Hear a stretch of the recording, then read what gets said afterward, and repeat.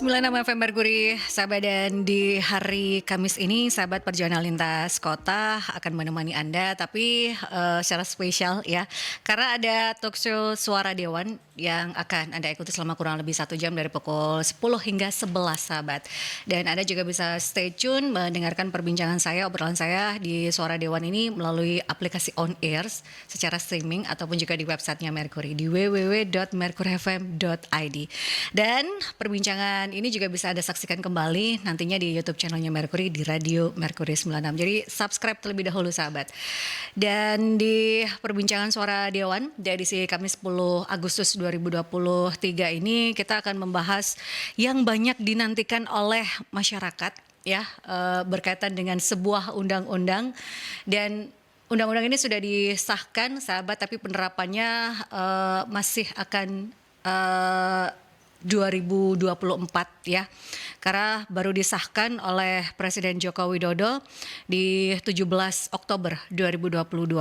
Ada masa transisi sahabat 2 tahun yang diharapkan bisa mengoptimalkan untuk menyiapkan peraturan pelaksana serta kepatuhan instansi pengelola data. Nah, pengelola data, kita akan membahas tema berkaitan dengan penerapan Undang-Undang Pelindungan Data Pribadi atau PDP. Siapkah dengan penerapan hal tersebut? Ya, Anda bisa bergabung bertanya bersama dengan narasumber di 5620096 atau di WhatsApp call dan juga WhatsApp Messenger di 08173096. Sudah hadir 2 narasumber saya di studio. Sahabat, ada Cak Dedi atau Pak Hadi Dediansyah, SPD Mhum, anggota fraksi Partai Gerindra DPRD Jawa Timur. Apa kabar Cak Dedi? Ketemu lagi. Ya, kabar baik. Assalamualaikum warahmatullahi wabarakatuh. Waalaikumsalam warahmatullahi wabarakatuh. Kita akan membahas berkaitan tema yang cukup luar biasa. Pembahasan memang belum ya Cak Dedi di Dewan, tapi kita pengen mendapatkan masukan juga dari masyarakat seperti apa kesiapan masyarakat berkaitan dengan penerapan Undang-Undang PDP. Tidak hanya Cak Dedi, karena sudah ada Cak Iksan Rosidi SEMM, peneliti senior dari SSC atau Surabaya Survey Center. Ketemu lagi juga kembali ya Pak. Alhamdulillah. Assalamualaikum, selamat pagi. Selamat pagi, terima kasih 2 narasumber saya yang sudah hadir untuk talk show Suara Dewan di edisi kali ini ya sahabat. Berkaitan dengan siapkah dengan penerapan Undang-Undang Pelindungan Data Pribadi, karena hadirnya undang-undang ini diharapkan mampu mencegah kebocoran hingga penyalahgunaan data pribadi. Karena sanksi pidana dan administratif sudah ditetapkan dalam undang-undang tersebut, dan undang-undang ini memiliki 76 pasal. Dan ini memang sebuah aturan perundang-undangan yang banyak dibicarakan, karena dengan perkembangan zaman digital seperti sekarang ini sangat diperlukan. Tapi apakah dengan adanya undang-undang ini segala permasalahan yang ada di lapangan ini akan terakomodir dengan baik? Saya boleh ke Pak Iksan terlebih dahulu. Apakah adanya undang-undang ini itu menurut masyarakat ataupun juga menurut banyak pihak akan mengakomodir segala permasalahan yang ada di lapangan, Cak Iksan? Iya, jadi kalau kita ibaratkan obat, ya tentu saja permasalahan yang berkaitan dengan data pribadi, perlindungan data pribadi di masyarakat itu ibarat penyakit banyak. Dan obatnya tentu saja kan bukan hanya satu. Sebagai satu bagian dari obat bisa jadi, tapi kalau kita kemudian berpretensi bahwa itu bisa menyelesaikan seluruh masalah yang berkaitan dengan data pribadi di masyarakat, ya tentu saja akan terlalu berlebihan, ya. belum akan menyembuhkan atau menjawab semua permasalahan. Hanya saja sebagai upaya awal untuk secara legal melindungi data-data pribadi masyarakat itu ya bagus saya kira. Jadi sudah disahkan, hanya permasalahannya kemudian bagaimana selanjutnya. Karena konon katanya kita ini kan mau masuk ke era 5.0, betul. Yang nanti segala sesuatu itu kita tidak mungkin terlepas dari yang namanya digital. Betul. Apapun sekarang kita bicaranya digital. Nah, Di satu sisi itu membantu kita. Semua hal sekarang digitalize. Betul. Tapi di sisi lain itu banyak membawa kerugian yang kadang kita tidak sadar. Sebagai contoh dalam konteks data pribadi, kita sering tidak sadar bahwa di satu sisi kita menganggap bahwa data pribadi itu penting, di sisi lain kita memperlakukannya nggak penting. Seperti misalnya dalam satu unit HP yang kita bawa ada berapa aplikasi? Nah, yang kita download di situ, yang kita pakai sehari-hari di situ, dari mulai aplikasi pesan antar, sampai foto, belanja, foto dan seterusnya.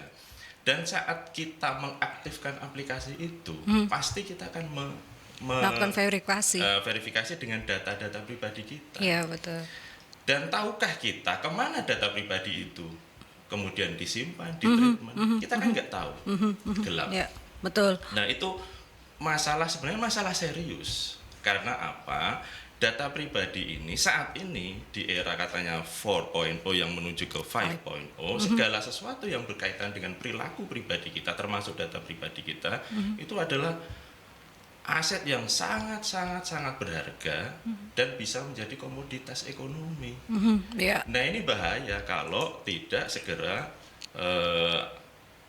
kita protect, protect sedemikian rupa, termasuk salah satunya segera menerapkan apa yang ada di undang-undang ini.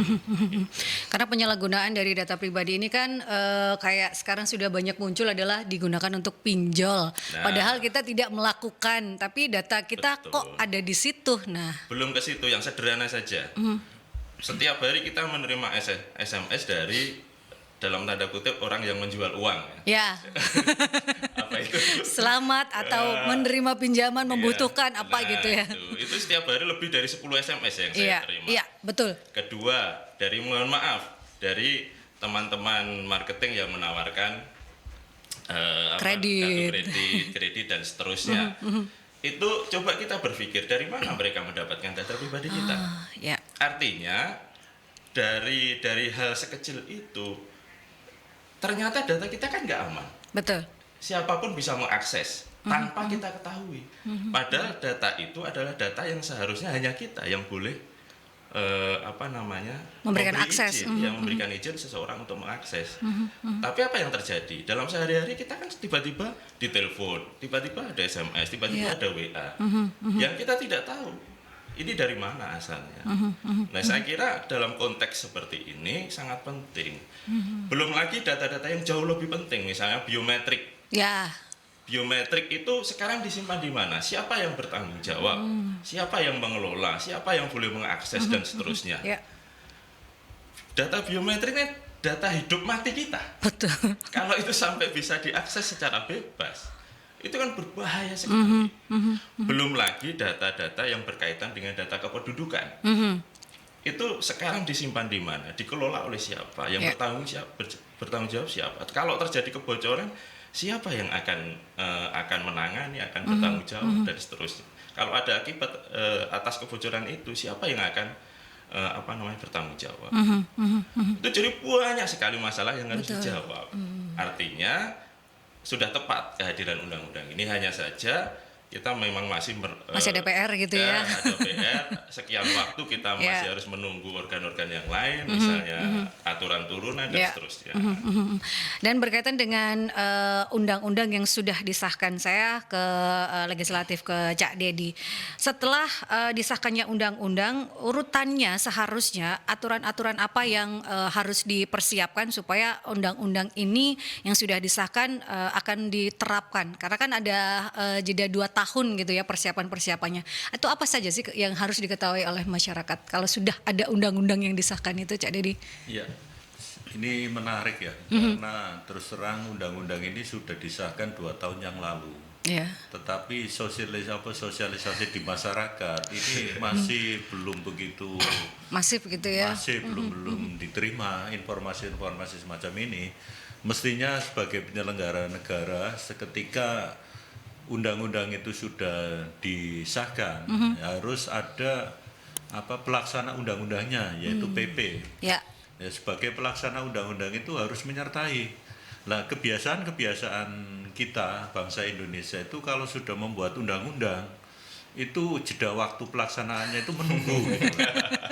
Ini yang sering terjadi. Kadang itu undang-undang sudah disahkan 1 tahun, tapi belum ada pelaksanaan secara yuridisnya gitu loh. Secara faktanya, lah ini menjadi kajian ya penyelenggara, artinya harus betul-betul dipersiapkan seluruh organnya. Ya. Jadi salah satu ketika undang-undang itu sudah disahkan, tentunya pelaksana undang-undangnya juga harus disiapkan. Jadi ketika undang-undang itu disahkan, minimal batas waktu 3 bulan.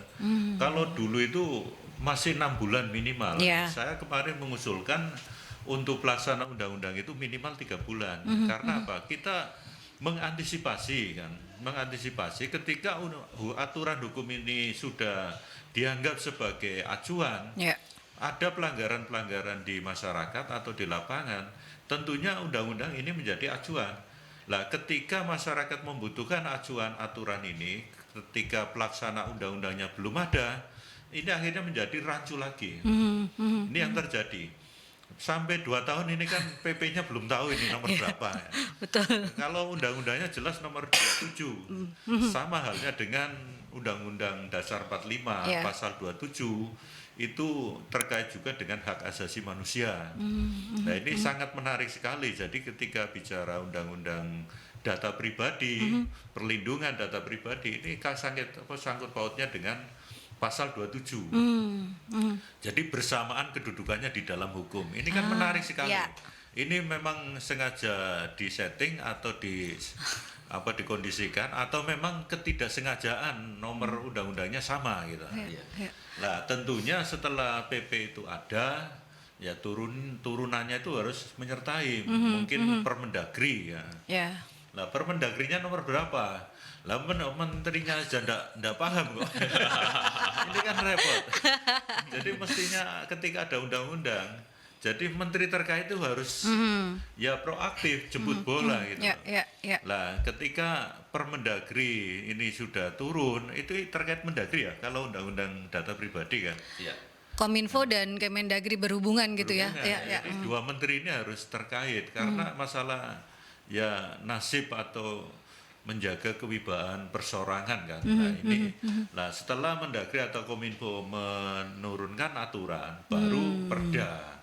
Nah, Perda ini tidak lepas kan harus memang dari dua kementerian ini muncul memberikan warna sosialisasi terkait dengan Undang-Undang Nomor 27.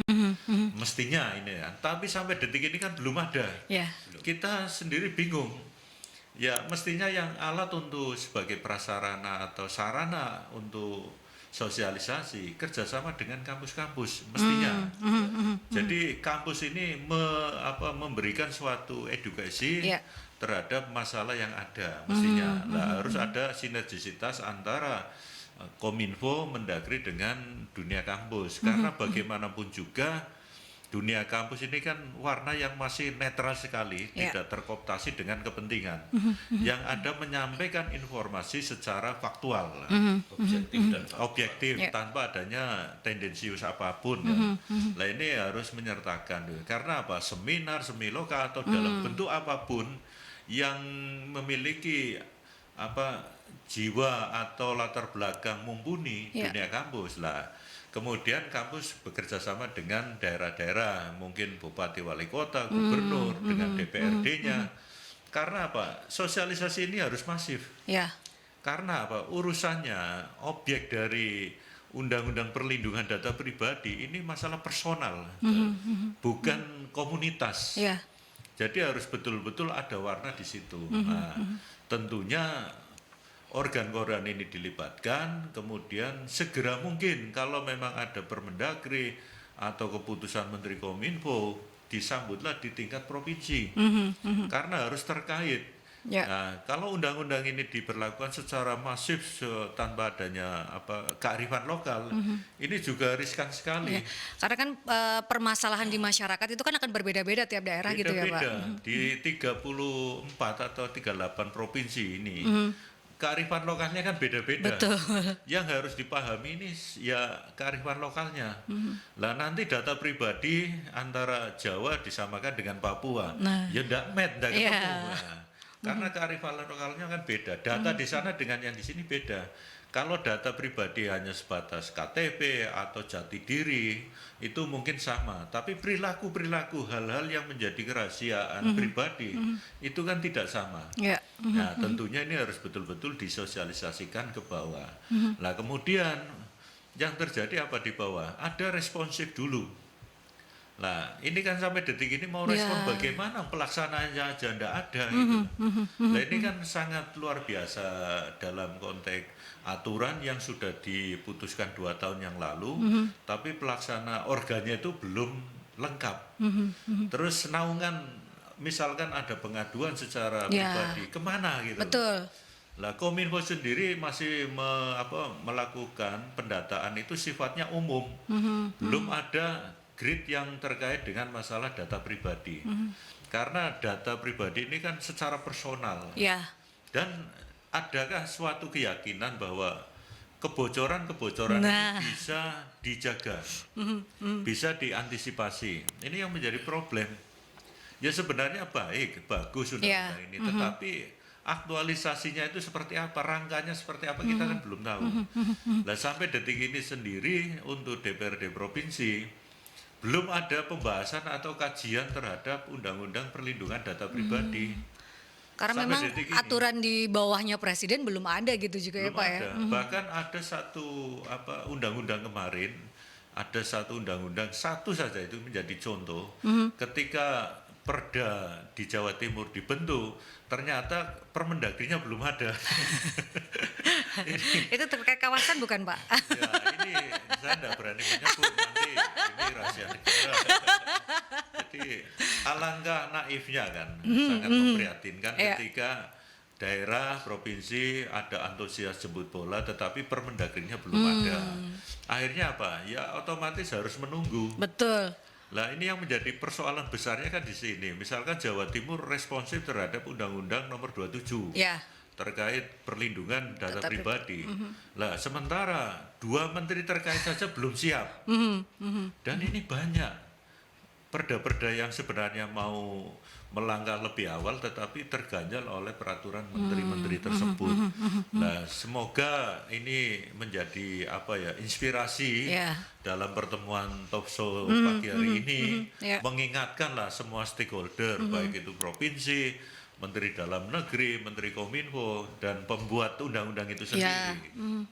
Karena kan memang sebuah undang-undang ini yang sangat dinantikan ya, Cak Ihsan juga dan juga Cak Dedi, berhubungan dengan perkembangan teknologi. Jadi semua masyarakat tuh ingin data pribadinya tuh bisa terjaga. Kebocoran data kita sudah banyak ketahui berapa banyak yang di dark web tersebut yang bocor gitu ya, Cak Ihsan gitu ya. Apalagi kalau kita bicara soal dark web. Itu lebih ngeri lagi. Dalam sekian detik, kondisi existing sekarang ini, data seseorang, apalagi orang-orang yang disebut sebagai tokoh, public figure, apalagi pejabat negara, itu langsung dengan mudah bisa diakses. Makanya kan tidak mengherankan beberapa waktu yang lalu, data-data yang sangat pribadi sampai ke nomor HP, alamat rumah, bahkan sudah vaksin apa belum itu bisa diakses dan dikonsumsi publik secara bebas. Ini kan ngeri sekali. Ini kita tidak bisa membayangkan tiba-tiba data Cak Dedi bocor nomor handphonenya gitu ya, banyak orang nelpon. Itu tokoh ya, bayangkan kita yang orang biasa. Betul. Nah, terkait dengan apa sekarang ini yang menjelang pemilu ini juga ada potensi bahaya juga terhadap data pribadi kita. Jadi ya bukan rahasia umum lagi ya, jadi bahwa data-data kependudukan kita itu bisa di dalam tanda kutip dimainkan sedemikian rupa sehingga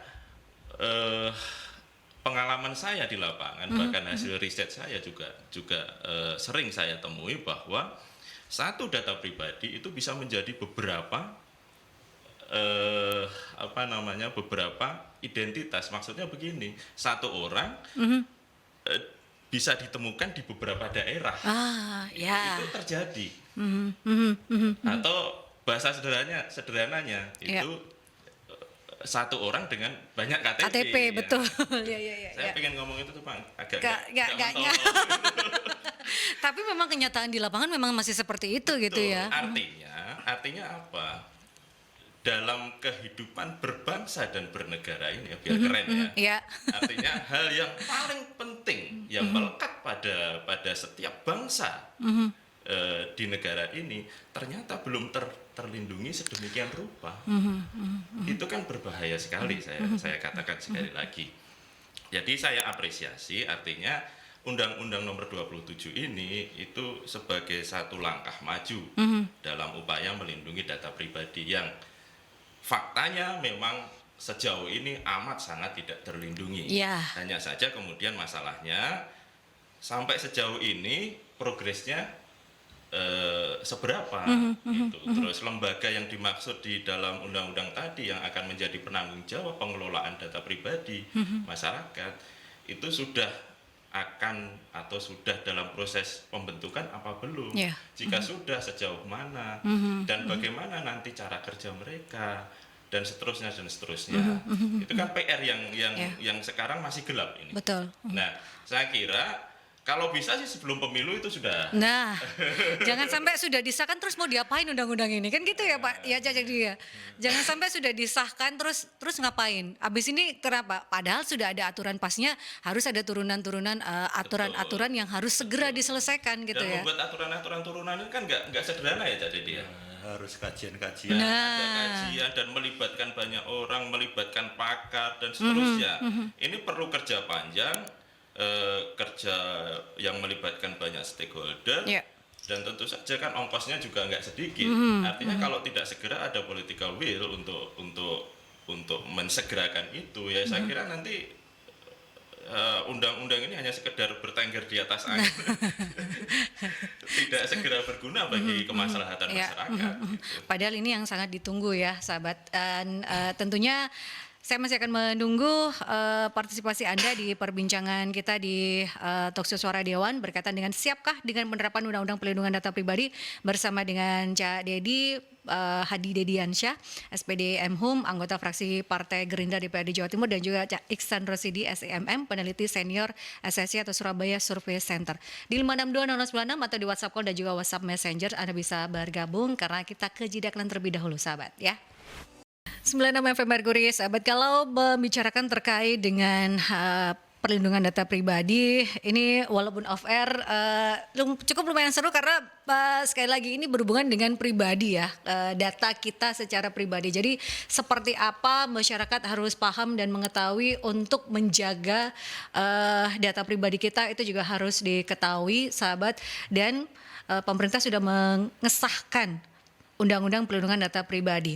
Siapkah dengan penerapan hal tersebut ya, karena undang-undangnya sudah disahkan di tahun 2022, sahabat, oleh Presiden Joko Widodo.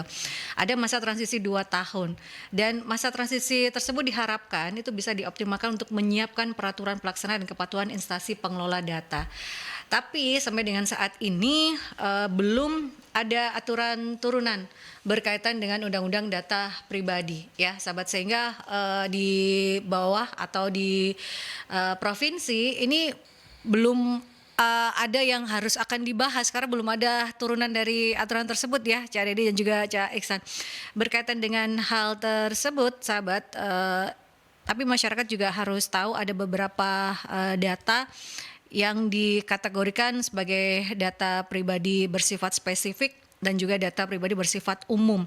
Kalau umum itu seperti nama lengkap, jenis kelamin, kewarganegaraan, agama, status perkawinan, dan data pribadi yang dikombinasikan untuk mengidentifikasi seseorang. Sedangkan data spesifik tadi sudah sempat disinggung oleh Cak Iksan berkaitan dengan data biometrik, kemudian genetika, data anak, data keuangan pribadi, kemudian data dan informasi kesehatan, dan data lain sesuai dengan ketentuan peraturan perundang-undangan. Itu yang juga harus masyarakat pahami. Data apa saja yang dikategorikan data umum dan data yang spesifik, sahabat. Ini sudah ada pertanyaan dari sahabat-sahabat Mercury, dari Pak Prawoto. Sampai sekarang kok tidak ada sosialisasi berkaitan hal tersebut ya? Pak Dewan Jawa Timur sendiri bagaimana action untuk menindaklanjuti hal tersebut? Cak Dedi komentarnya. Ya, ini Mas Prawoto terkait dengan data pribadi memang terus terang banyak persoalan terkait dengan undang-undang yang sudah disahkan. Kemarin dari waktu saya di Komisi A itu mencoba untuk melakukan pembahasan perda. Ya, saya tidak usah nyebut perdanya, perda apa, karena ini juga masalah data pribadi. Nanti ada yang menuntut kan tambah repot. Karena ini terkait masalah pribadi. Jadi pada prinsipnya kalau DPRD provinsi itu sudah melakukan manuver yang ya bisa dikatakan jemput bola, responsif terhadap aturan. Tetapi ketika Jawa Timur yang notabene bagian dari NKRI melakukan manuver lebih awal, banyak persoalan di kementerian itu belum siap. Jadi ketika kita sudah bahas, merancang, terus bahkan sudah menetap kajian akademisi melibatkan dari kalangan kampus sudah selesai, begitu kita fasilitasi ke menteri terkait, ternyata di sana belum ada capman-nya. Gitu. Nah ini menjadi ganjalan. Akhirnya apa? Mau tidak mau, ya kita tidak berani melakukan FGD atau sosialisasi ke masyarakat. Nanti kalau kita sosialisasi juga aturan yang di atasnya kan kita langgar. Lah sementara yang dilanggar itu tidak ada aturannya. Gitu. Kan pusing juga apa yang mau disosialisasikan gitu ya Pak. Nah kebanyakan ketika kita melakukan suatu produk keputusan, ketika melakukan sosialisasi, yaitu hambatannya di situ. Nah makanya kami berharap dari provinsi itu seyogianya menteri terkait itu harus betul-betul mencermati undang-undang yang dibahas oleh DPR. Gitu. Jadi ketika undang-undang itu sudah ditetapkan, terus kemudian sudah diundangkan oleh presiden, akhirnya presiden juga membentuk pelaksana undang-undang. Lah ini menteri terkait ya harus menjemput bola, jadi siap. Jadi, sama-sama bergerak gitu ya Pak. Karena di setiap undang-undang itu kan paling lama kan, kalau di perda itu paling lama dulu itu kan 6 bulan pergubnya muncul gitu. Nah kemungkinan kalau di undang-undang kalau tidak salah sama 6 bulan ya Pak Iksan ya. Jadi PP-nya muncul. Tapi kalau saya melihat dengan kajian-kajian hukum yang kita laksanakan, kalau pasal terakhir mengatakan paling selambat-lambatnya 6 bulan, 6 bulan itu tidak selambat-lambatnya, itu sudah lama, kok masih dibilang selambat-lambatnya ya. Jadi sekurang-kurangnya itu janganlah di klausal pasal aturan itu harus jelas. Jadi ditetapkan minimal 3 bulan, pelaksana undang-undang harus sudah diundangkan gitu. Jadi harus jelas, jangan 6 bulan lah, kita estimasi 3 bulan biar lebih cepat lebih baik. Karena apa artinya suatu aturan ketika aturan itu sudah dibentuk tapi tidak ada pelaksananya gitu. Betul. Nah ini kan akhirnya menjadi kerancuan. Kerja membuat undang-undang itu enggak mudah. Banyak waktu, tenaga, mungkin pemikiran dan sebagainya. Jadi jangan sampai ketika hasil kerja yang sudah maksimal, produk kerjanya ini tidak dilaksanakan. Ini kan sangat naif sekali. Itu yang pertama. Kemudian Mas Prawoto bahwa DPRD provinsi itu luar biasa saya katakan kalau terkait dengan masalah perda. Karena ya satu hal, banyak persoalan di Jawa Timur bukan masalah undang-undang PDP saja, tapi banyak persoalan undang-undang yang tidak sinergi atau tidak sejalan atau tidak sesuai kebutuhan masyarakat di Jawa Timur itu banyak. Makanya seperti kemarin ada undang-undang terkait dengan kesehatan dan sebagainya, Omnibus Law dan sebagainya. Ini banyak persoalan. Akhirnya mau tidak mau dipaksakan atau tidak, undang-undang itu memang waktunya sudah harus ditetapkan, ya akhirnya tidak melakukan suatu manuver menunggu hasil dari koreksi dari yang tersangkut atau yang terkait. Para ahli gitu ya. Iya, makanya segera mungkin diundangkan. Lah ini yang menjadi persoalan di lapangan. Nah, kemudian masalah saya menyikapi hanya di DPR provinsi saja. Nanti kalau DPR RI saya belum waktunya. Belum waktunya gitu ya. Tapi 5 tahun lagi boleh gitu ya Pak? Boleh. Tapi sekarang kita bicara provinsi dulu. Sekarang provinsi dulu gitu ya. Dengan dapil yang sama bukan Pak? Oh iya pasti. Ini ada pertanyaan kembali atau ada yang ditambahkan dari pertanyaan dari Pak Prawoto tadi, Cak Dedi? Ya, harapan kami sesuai dengan harapan masyarakat. Karena ini menyangkut masalah objeknya adalah masyarakat, kami tetap akan selalu bersama-sama masyarakat. Artinya ketika ada undang-undang yang istilahnya belum tersosialisasikan, kami akan melakukan jemput bola. Dan akan kita bentuk forum FGD atau sosialisasi apapun. Namun demikian tentunya kami juga harus menunggu Permendagrinya atau keputusan menteri terkaitnya. Karena kalau kita melakukan sosialisasi tanpa adanya keputusan menteri, ini juga menjadi rancu juga. Jadi harapan-harapan ini nanti kalau memang betul-betul Kemendagri atau keputusan Menteri Kominfo turun, ya jelas kami akan melakukan pembentukan perda terkait dengan perlindungan data pribadi. Kapan waktunya? Ya kita tunggu. Tunggunya sampai berapa? Ya sampai selambat-lambatnya itu ya Pak. Jadi artinya kita itu sudah responsif terhadap sesuatu hal yang menjadi hal yang prinsip, apalagi data pribadi. Ya tentunya saya rasa masyarakat harus bersabar dulu, atau memang kalau ketika ada sesuatu yang menimpa pada data pribadi masyarakat harus melapor ke siapa? Ya tentunya acuannya kepada Undang-Undang Nomor 27. Cuma persoalannya siapa tempat untuk mengadu? Ya kita tunggu. Apakah ke Ibu Tiri atau harus menjadi kita semua. Iya betul. Karena ada lembaga resminya soalnya. Harus kemana? Ya jangan sampai ke Ibu Tiri pengaduannya gitu ya. Ini ada pertanyaan kembali dari Mbak Vina atau Bu Vina ini.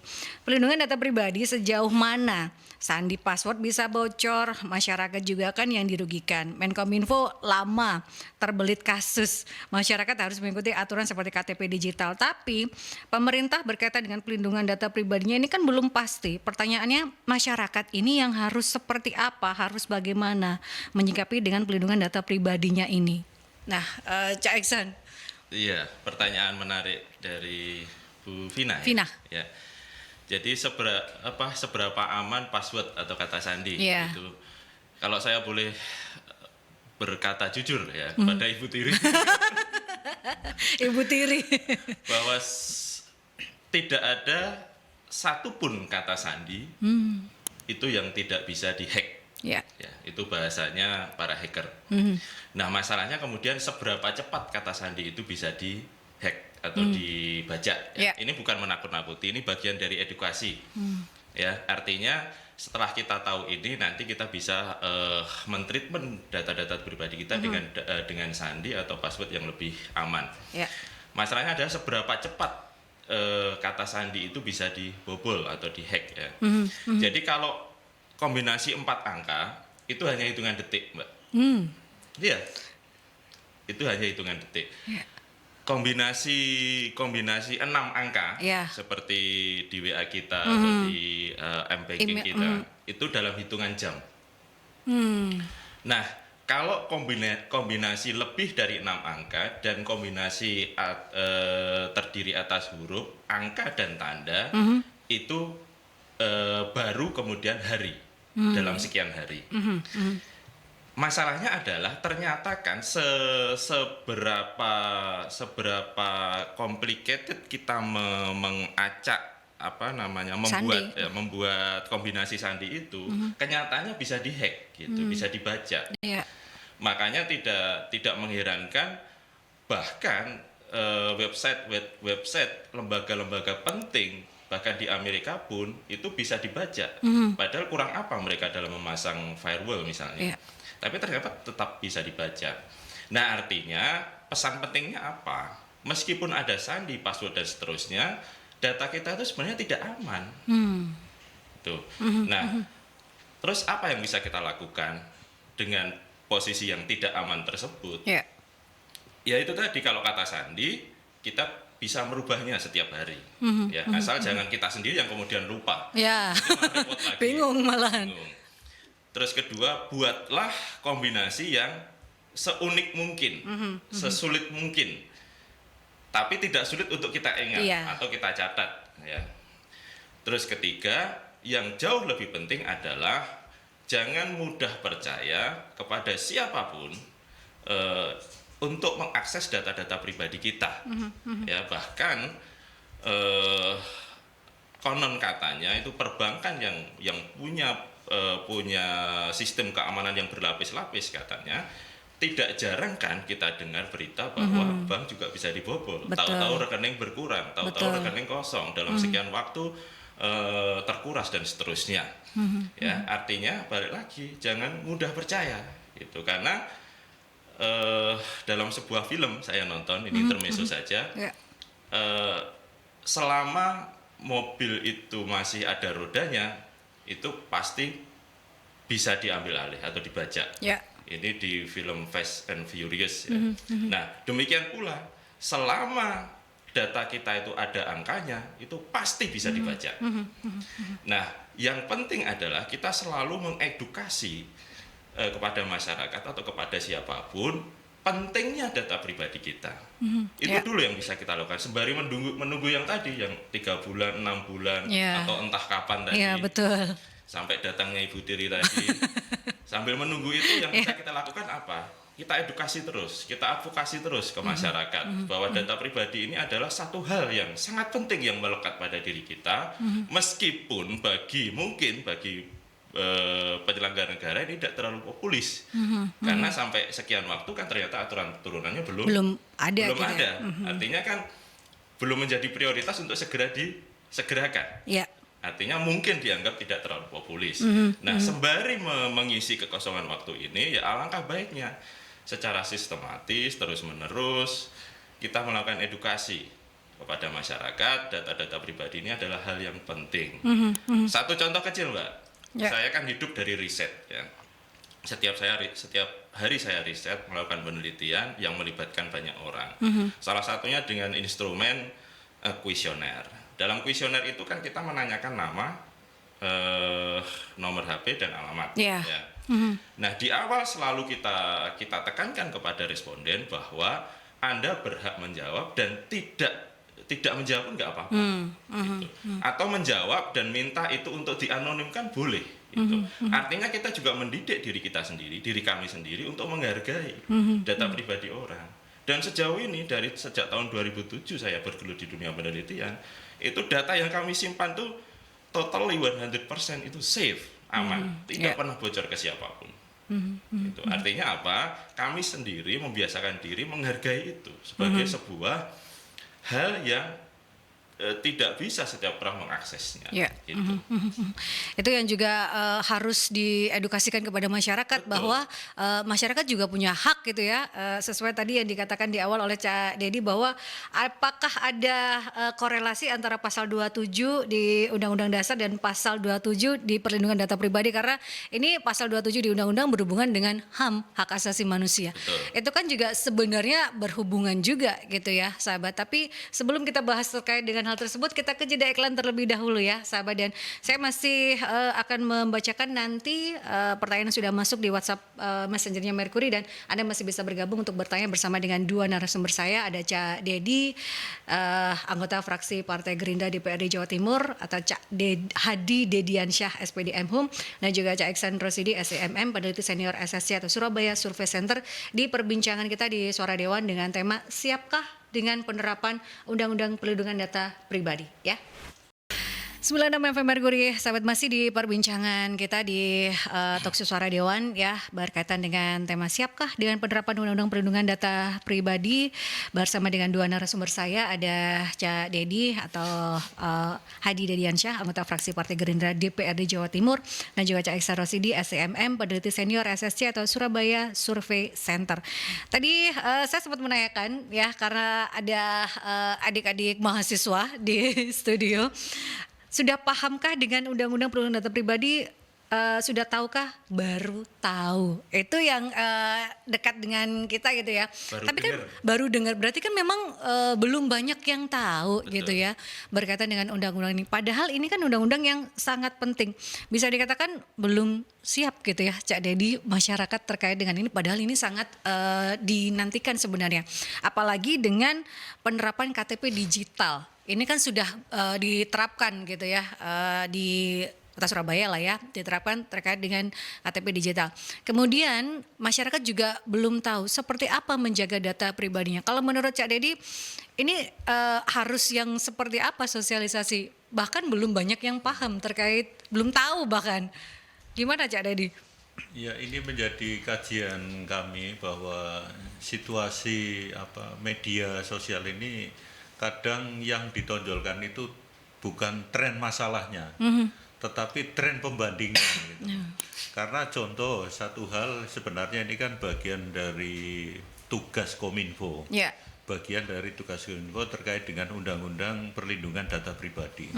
Tetapi Kominfo sendiri belum bisa menerjemahkan atau mengaktualisasikan ke masyarakat dalam bentuk sosialisasi, bukan edukasi. Kalau edukasi saya rasa ini tempatnya ada di kampus-kampus, karena yang punya strategi masalah edukasi itu di kampus. Makanya Kominfo mestinya harus ada suatu kerjasama atau kerja bareng atau dalam rangka bentuk sosialisasi mestinya. Tapi banyak persoalan memang akhirnya muncullah yang namanya Kominfo yang mestinya menjadi PR. Trennya bukan masalah PR-nya, tapi dirinya sendiri yang menjadi tren. Karena sebenarnya mengemban tugas menyampaikan data-data informasi terkait dengan masalah undang-undang terkait. Namun demikian karena Kominfo-nya bermasalah juga, akhirnya yang tenar bukan tugasnya, tapi dirinya. Betul. Ini yang menjadi kajian. Makanya disinilah letak bahwa masyarakat akhirnya tidak tahu tugas Kominfo sendiri. Yang tahu ya Kominfo itu ada apa, itu yang dikenang gitu loh. Betul. Nah, ini menjadi pembelajaran kita semua. Jadi sebenarnya ketika ada undang-undang itu sesegera mungkin setelah ditetapkan, disahkan dalam suatu lembaran negara, sesegera mungkin menteri terkait harus betul-betul mensosialisasikan ke masyarakat. Ya, tentunya ada beberapa poin, misalkan harus lewat media sosial, lewat televisi, bahkan harus melalui workshop, talkshow dan sebagainya. Karena ini bagian strategi. Lah, kalau tidak dilakukan semacam ini, apa artinya undang-undang gitu? Nah, kalau Cak Lontong mengatakan kan, apa artinya uangnya? Nah, ini sama, jadi korelasinya di situ. Makanya apa artinya? Ketika kita tahu, ya ada artinya. Nah, ketika kita tidak tahu, ya memang tidak ada artinya sama sekali. Betul. Makanya dibutuhkan sinergisitas terkait dengan stakeholder yang ada. Jangan tabu sekarang itu kampus mestinya diajak kerjasama lah, karena di situ tempatnya orang berpikir gitu, dan tempatnya orang mengkaji, kemudian tempatnya orang juga memberikan informasi yang tanpa tendensi. Nah, itu harus disertakan. Sampai detik ini kan, sampai kemarin ya saya melihat itu kan kampus hanya tugasnya mendidik anak-anak mahasiswa untuk menjadi lulusan tetapi tidak dikasih peran gitu. Mestinya mahasiswa ini kan sebagai generasi penerus harus membawalah misi-misi yang dihasilkan dari kajian-kajian akademisi di kampus masing-masing. Salah satunya ya memang undang-undang ini harus melibatkan mahasiswa, karena di situ mungkin ketika ada ketidakcocokan bisa mengkritisi secara langsung sebagai tempat koreksinya. Karena terus terang kalau yang koreksi masyarakat itu nanti bentuknya ya enggak kecil, tapi bisa rombongan, akhirnya demo lah. Tapi kalau di kampus kan kajiannya melalui kajian akademisi, diseminarkan dengan para pakar. Lah disitulah letak kritik-kritik itu muncul dan pemberdayaan informasi-informasi itu ada di situ.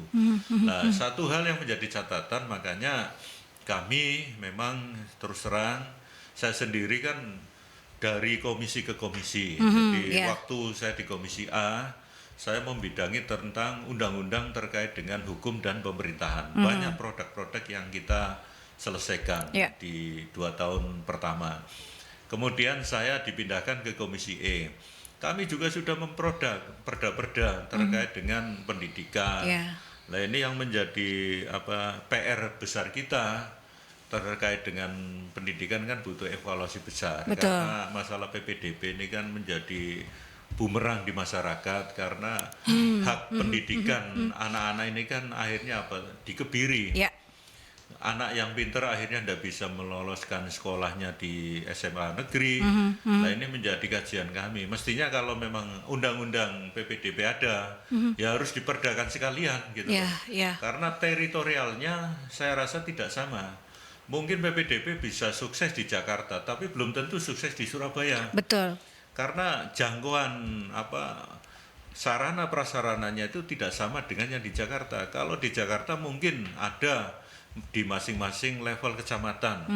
Kalau di Surabaya banyak kecamatan yang tidak memiliki sekolah. Betul. Tetapi ketika dipaksakan harus pakai sistem zonasi, ya ini hak asasi anak-anak kita itu ya dihambat, tidak diberikan. Makanya kami berpikir kalau memang undang-undang pendidikan layak dilaksanakan, harus diperdakan juga untuk mengambil kearifan lokalnya sesuai dengan kondisi yang ada di Surabaya, termasuk Jawa Timur, karena bagaimanapun juga harus disesuaikan dengan kearifan lokal.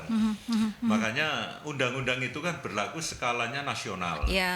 Perda kalau provinsi skalanya ya lingkungan provinsi. Nah, saya rasa kalau untuk terkait dengan SMK, SMA itu ya cukup dengan perda provinsi. Tidak perlu kota kabupaten. Kalau SMP memang harus ada perda yang kabupaten kota. Nah, ini artinya apa? Turunan-turunan hukum yang ada di Indonesia itu betul-betul tersketsa dengan rapi sesuai dengan tingkatannya.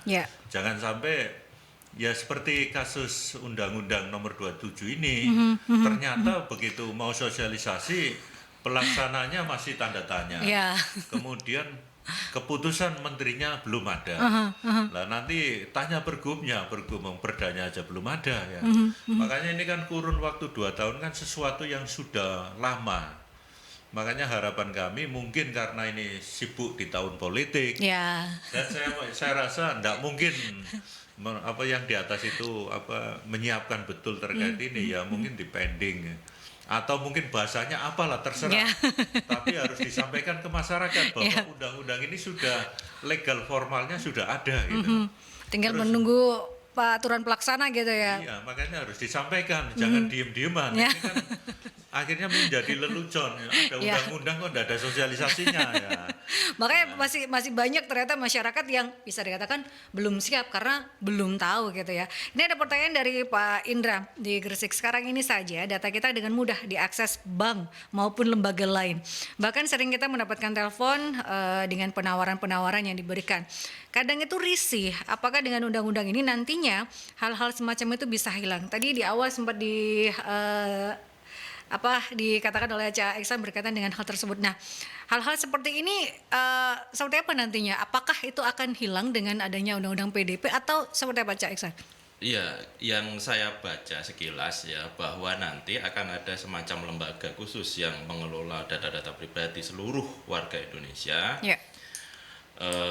Termasuk mungkin adalah mengatasi implikasi-implikasi negatif seperti ini. Jadi akses yang tidak seharusnya dilakukan oleh orang lain itu mungkin saja nanti bisa diatasi. Hanya saja saya membayangkan bahwa itu bukan suatu yang sederhana seperti membalik telapak tangan. Artinya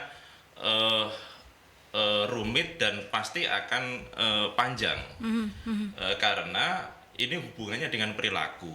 Jadi perilaku masyarakat Indonesia pada umumnya terhadap data pribadi ini juga saya anggap kurang aware. Yang memiliki data pribadi kurang aware, sementara yang berkepentingan atas data pribadi juga tidak terlalu bertanggung jawab.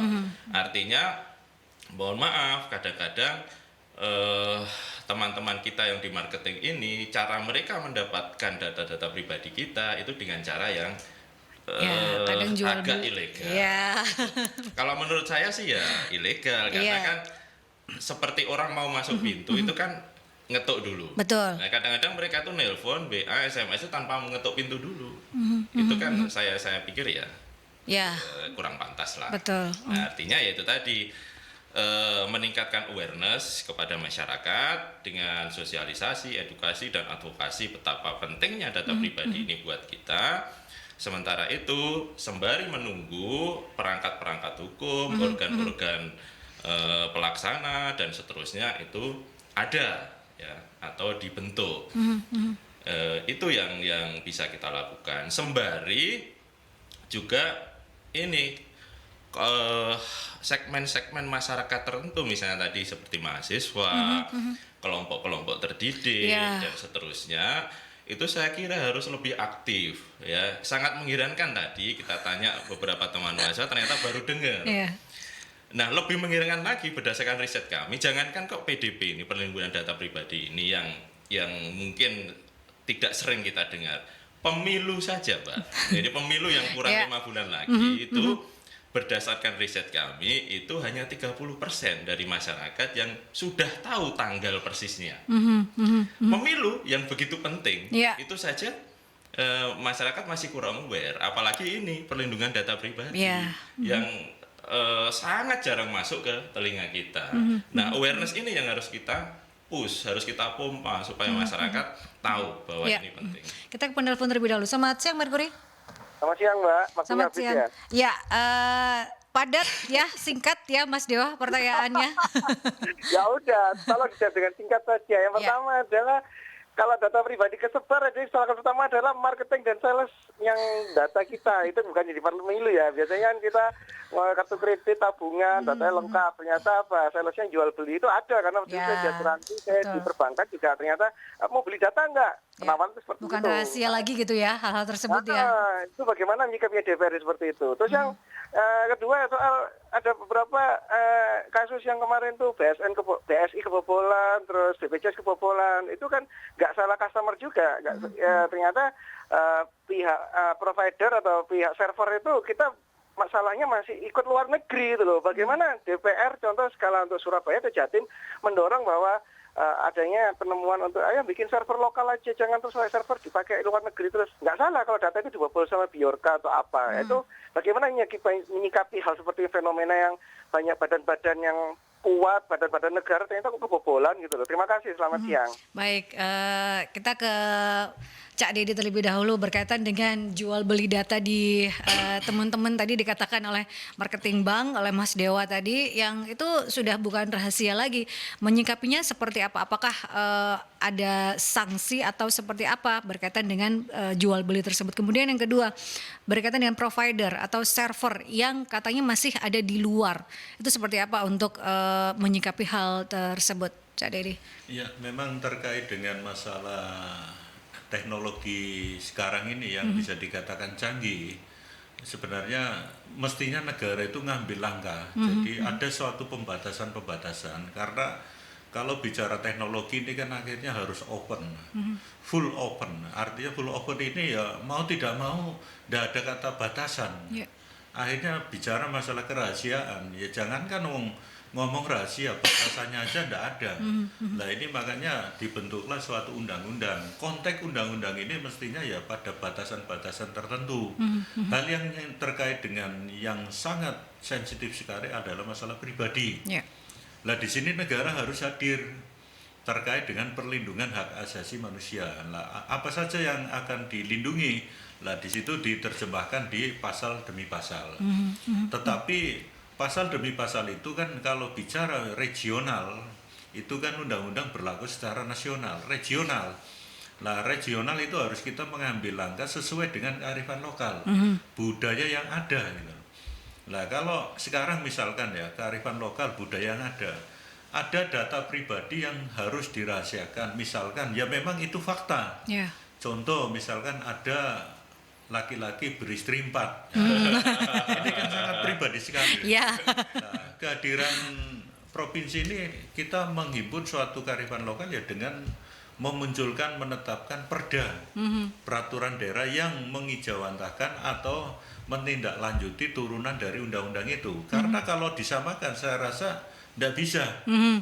Nah, terus konteks perda ini apa? Kayak kasus yang misalkan yaitu tadi, nah itu sebatas mana, sejauh mana ketika kita mensosialisasikan, apakah cukup dengan inisial atau memang cukup dengan bahasa resmi, tapi tidak disebutkan dalam jumlah berapanya gitu. Yeah. Ini akan kita himpun di perda nantinya, karena ini sangat sensitif sekali. Mungkin bagi para pelaku tidak ada masalah, tetapi bagi orang lain akan menjadi percontohan yang tidak baik gitu loh. Nah, ketika ada pembahasan perda semacam itu dilegalkan, akhirnya ini berdampak pada yang lain, akhirnya memberikan suatu legal formal pada yang lain. Akhirnya apa? Mau tidak mau karena disahkan dengan aturan, ya akan melakukan semua. Yeah. Nah, berdalih semacam inilah yang menjadi presiden buruk. Makanya di perda ini diatur dalam kewajaran-kewajaran, batasan-batasan sesuai dengan kearifan lokal. Karena ya terus terang yaitu tadi, jangan sampai munculnya perda akan menjadi payung hukum perlindungan untuk pribadi mereka, bukan data pribadinya. Yeah. Itu yang harus dipahami. Karena waktu sudah tidak banyak ya, bapak-bapak narasumber. Karena memang sebenarnya terkait dengan undang-undang ini, meskipun turunannya belum ada aturan-aturannya, tapi kan masyarakat harus berubah. Tambahan sedikit, Mbak. Boleh. Ini terkait dengan penghimpunan data pribadi harus memiliki satu server. Ya. Yeah. Ini. Dan server ini mahal. Betul. Mahal sekali. Kalau kita masih sifatnya pinjem atau sewa, ya tidak ada pribadi lagi. Betul. Kalau memang mau ngomong bicara pribadi, di masing-masing provinsi harus punya server masing-masing, punya satu. Yeah. Karena apa? Untuk pembatasan. Lah, sentralistiknya di Jakarta sebagai ibu kota, lah itulah ada yang namanya desentralisasi. Yeah. Jadi sebelum muncul menjadi data nasional harus terjaring di masing-masing provinsi. Berani enggak dengan biayanya? Ya kalau mau maju harus berani. Nggak pantai aja berani. Iya. Makanya daripada dibuang ya nggak dibuang, betul. Dimasukkan ke bukan dibuang Pak, dialokasikan yang lain gitu ya. Dan ini closing statement berkaitan dengan tema kali ini ya, sebelum kita tutup perbincangan Talkshow Suara Dewan, seperti apa Cak Iksan berkaitan dengan penerapan Undang-Undang Perlindungan Data Pribadi untuk masyarakat? Ya, tidak ada kata lain ya, penting dan harus segera. Karena yang berkaitan dengan data pribadi itu selalu berkaitan dengan perilaku, terutama perilaku ekonomi. Yeah. Jadi ada motif-motif ekonomi yang menghendaki data kita itu terekspos. Nah, itu yang harus segera dilindungi. Satu. Kedua, harus secara terus-menerus kita sosialisasi, edukasi, advokasi ke masyarakat untuk meningkatkan awareness masyarakat betapa pentingnya data pribadi ini untuk kita, untuk keluarga kita, untuk keselamatan kita dan seterusnya. Cak Dedi, berkaitan dengan tema kita hari ini, closing statement-nya seperti apa terkait Undang-Undang Perlindungan Data Pribadi ini? Ya, kami berharap undang-undang ini segera dilanjutkan dengan pelaksana undang-undangnya yaitu PP. Kemudian menteri terkait segera meluncurkan peraturan kampanye-nya. Kemudian nanti akan kita sambut di Perda Provinsi Jawa Timur dalam rangka kami juga ingin masyarakat Jawa Timur data-data pribadinya itu betul-betul terlindungi. Tapi memang perda ini harus disahkan, harus dibuat ya dengan konsekuensi harus menyiapkan anggaran yang cukup besar. Ya. Nah, ini konsekuensinya ini. Maka karena apa? Terus terang server ini kemarin waktu saya di Komisi A itu melihat di Jakarta itu harganya itu luar biasa. Ya mau tidak mau kalau memang kita mau melaksanakan ya harus siap dengan anggaran. Ya tentunya server ini harus menjadi milik Jawa Timur, jangan kita nyewa. Kalau kita nyewa ya nggak ada pribadinya. Nah, makanya saya rasa mampu di masing-masing kabupaten atau kota di Jawa Timur untuk menopang data akurasi yang ada di Provinsi Jawa Timur. Jangan sampai bertanya pada Ibu Tiri lagi gitu ya. Dan terima kasih dua narasumber saya sudah mengedukasikan ya, ngobrol lah ya, paling tidak masyarakat ini sudah harus mulai aware dengan perlindungan data pribadinya ya. Jangan sampai saya tidak tahu seperti apa undang-undang data pribadi. Nah, ini sudah mulai harus aktif dan aware, itu yang harus dilakukan oleh masyarakat, oleh sahabat-sahabat Mercury ya. Terima kasih untuk dua narasumber saya, Cak Dedi Hadi Dediansyah, SPD MHUM, anggota fraksi Partai Gerindra DPRD Jawa Timur, dan juga Cak Eksa Rosidi, SCMM, peneliti senior SSC Surabaya Survey Center, sudah hadir. Mungkin tahun depan setelah pemilu kita akan membahas lagi seperti apa penerapannya. Jangan sampai nanti kalau masyarakat punya masalah ngadunya ke Ibu Tiri lagi. Sudah ada posko atau lembaga khusus yang akan menangani pengaduan-pengaduan terkait dengan pelindungan data pribadi ini. Terima kasih sekali lagi, dan untuk Cak Dedi tetap dapil Surabaya ya. Surabaya, cuma nomornya sekarang sama dengan partai. Oh ya, nomornya sama dengan partainya, nomor gitu 2, aja. Gitu. Nomor 2. Ini diberi tugas. Nah, katanya teman-teman Pak Iksan juga, kalau bisa wali kota. Ya. Oh, amin gitu ya Pak. Amin. Artinya akan membawa maslahat lebih banyak. Nah, jika sekaligus bisa menjadi eksekutor. Ya, betul. Tidak hanya sebagai pengawas saja, tapi juga eksekutor gitu ya. Kita nantikan sahabat ya. Terima kasih sekali lagi, dan sahabat, waktunya saya harus pamit undur diri di perbincangan talk show Suara Dewan di edisi Kamis 10 Agustus 2023. Wassalamualaikum warahmatullahi wabarakatuh.